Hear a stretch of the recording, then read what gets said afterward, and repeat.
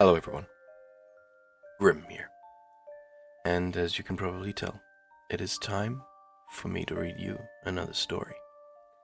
This one is titled, Welcome to Theta-Mart, The Page, Part 2, written by the user AnfieldMysteries, posted to the subreddit r/no sleep.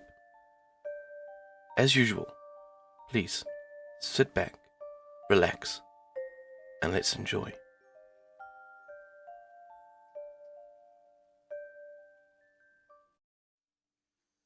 It's funny to think that just a year ago or so, going to the grocery store was comparable in enjoyment to going to a bookstore.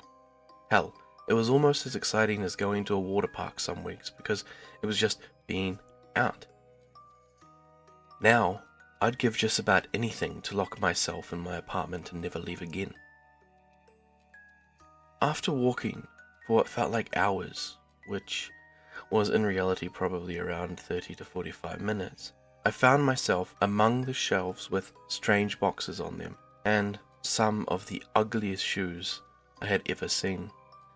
They were all different colors and sizes, like someone had just hit the randomize button on a shoe generator and hoped for the best. To make matters stranger, the ones on display had chains on them. I slowly approached a large Pepto-Bismol pink stiletto. It stood about a bookshelf tall and had a whole, very alive flamingo for a heel. The flamingo looked at me but didn't move. This is really weird. The one beside it had a large ugly sign that had Hike Storm, Bring the Thunder, and the shoe sat floating on its pedestal. It looked like a cloud that was raining and letting off little veins of lightning. I have to admit, I would probably wear those.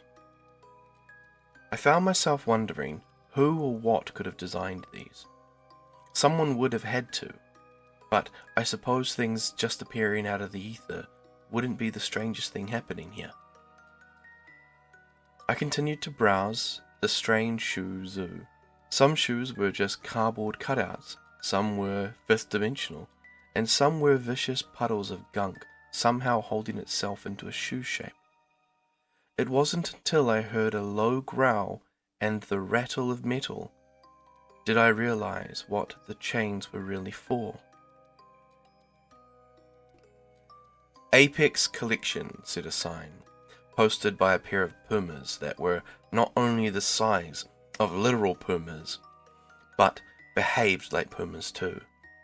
The giant shoes were attached to predatory cat legs, and attached to those were very large claws. They swiped and hissed at me as I quickly made my way past. The ruckus they were making must have woken up the other shoes as I began to quicken my pace down the aisle. I started hearing barking, the boxes on the shelves began to rattle, and some lost their lids. The shoes were peering out of them while snarling and yapping at me, like a ton of angry little leather dogs. Some even started chasing me, little sharp teeth bared. I broke into a sprint once I was able to move past how perplexed I was with the situation. The little beasts were fast, almost too fast for me to outrun, and they began nipping at my heels. One even managed to bite my leg, and I couldn't help but wonder if that meant I'd turn into a wereshoe too at some point. Thankfully, that wasn't the case. Once I could see the edge of the shoe department and started to see the woman's apparel, I dove and slid, aiming for a rack. I slipped across the linoleum like a baseball player. When I came out the other side, I was somewhere else entirely. It was dark here, and cold. I almost preferred the shoe section more. I had no idea what department I was in now, if I was in one at all. Something about this place took my anxiety and cranked it up to a 15, as if it weren't already bad enough. It was so quiet I couldn't even hear the music that played over the speakers anymore. ThetaMart is a massive store. There's only one map of this place and it's by the entrance. This entrance is something I've only seen twice since I've been here, and according to the map of the store, it stretches miles upon miles in every direction, which also means, God forbid, someone loses something or someone in here. It'd be like looking for a straw of hay in a needle stack. Wherever I had just appeared had no familiar landmarks, which meant I was very, very lost. The shelves here stretched high past the light beams and climbed up into the inky darkness that hung overhead. The store started to look slightly warped. The tiles were into square and the floor felt like it was slanted at an upward angle in some places or downward in others. The shelves, as well as gargantuan, also housed boxes labelled with no language known to man, began to lean and curve. I tried my best to keep walking, to not peek over my shoulder every few steps. If there was something behind me, I'd prefer not know. Fred. My voice, barely over a whisper, only met with silence. It was heavy, oppressive silence, the kind of silence that leaves your ears ringing, the kind of silence humans spend hundreds of years trying to forget about and fill with the sounds of electricity, a primal silence. If I had my phone, I would have put in my earbuds and put on some music or an audiobook. Hell, I'd even settle for white noise. And until now, I thought it was creepier than quiet. Wherever I was, even the tap of my sneakers against the white tiles was being drowned out somehow. I wanted to start yelling, but I was afraid of what could be lurking in the spaces where the lights couldn't touch. My voice didn't peak over a choked whisper, that fear response you get as a child the first time you get lost in a grocery store was setting in. The fear that you'll never see your family again. You'll be trapped here forever. I want to go home. I want to go home. I want to go home and hide in my room where it's familiar, where it's safe. The loudest thing here was very, very quickly becoming my intrusive thoughts. It's funny, in a fucked up sort of way, how the human brain will just pick some of the greatest hits from your childhood when there are no real distractions. But I guess this one was appropriate. It fell into place like a cylinder built to fall seamlessly into a slot. I had only been lost in a store once in my life, but it's easily one of my most vivid memories.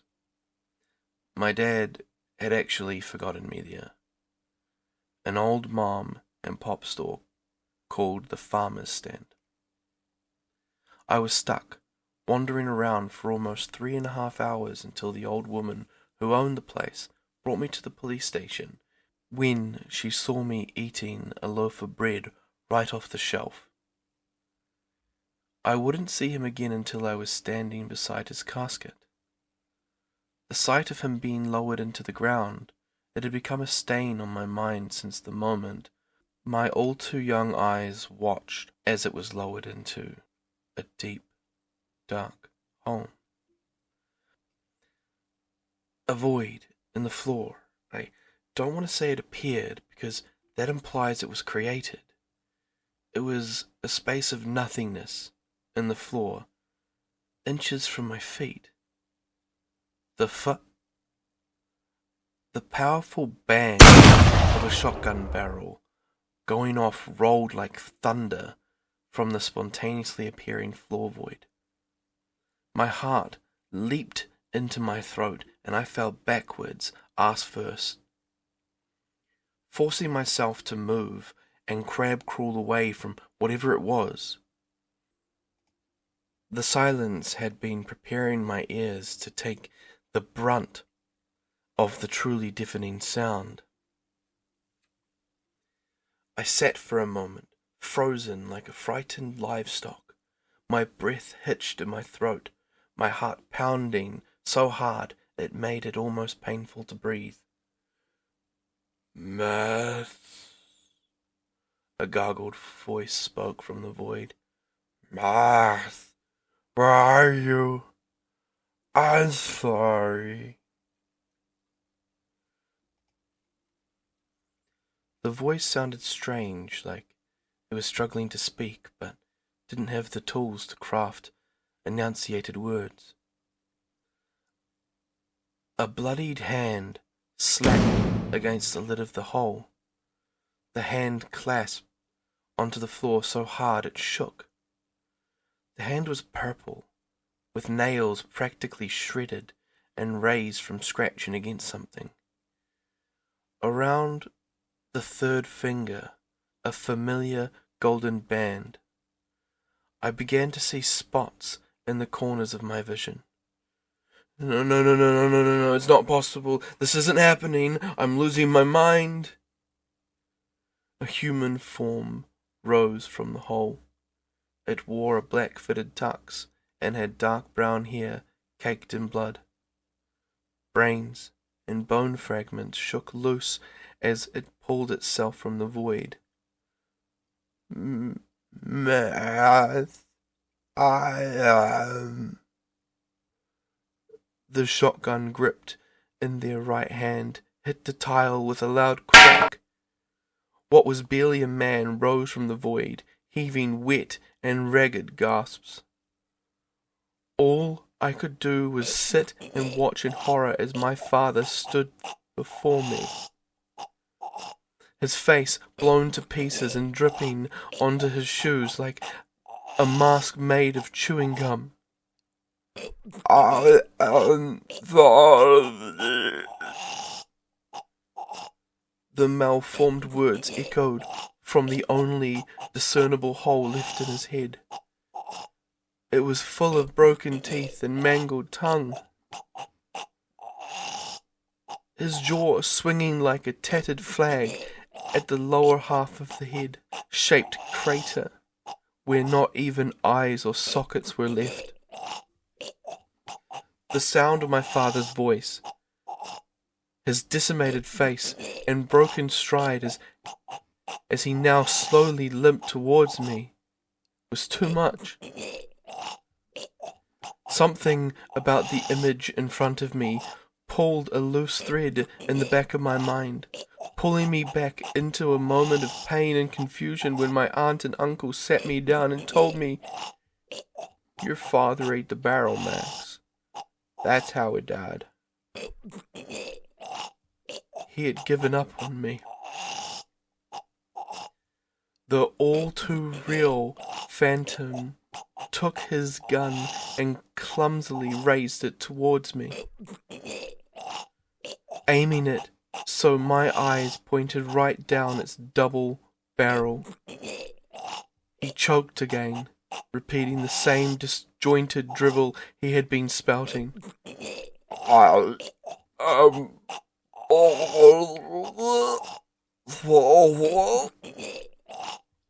"Dad, please don't," was all I could say. I heard a click, followed by a metallic chink. I didn't know what gun made those sounds, but I knew what would come next. I closed my eyes and waited. Max, there's a call waiting for you on. A brilliant pain erupted in my head with the sound of the page.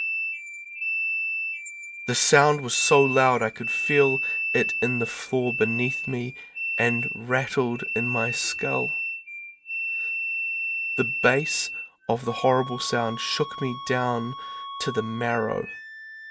I could feel a hot gush on either side of my head, followed by a trickle warmth down my neck and collarbone. I couldn't have even had the comfort of hearing myself scream. Passing out was a mercy. The last thought I remember having before I blacked out still stands out to me, clearer than the memory itself. Was I not worth fighting harder for? It's still a question I find myself asking, even after all this time.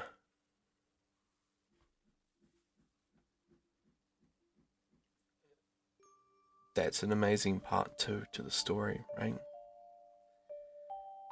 I don't know why I just came off that sort of emotional stretch there, so I think my voice is still kind of stuck in a considerate tone, but that was an amazing story, and I'm looking forward to reading part 3.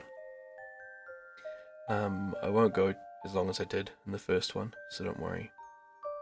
Just, if you want, and you want to hear more of this amazing story, just jump on, subscribe, give yourself the notice bell, and like the video so I know that what I'm doing is getting to people.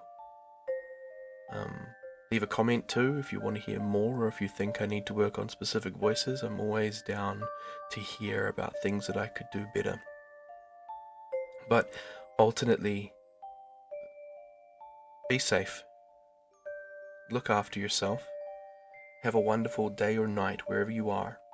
And this is Grib, signing off.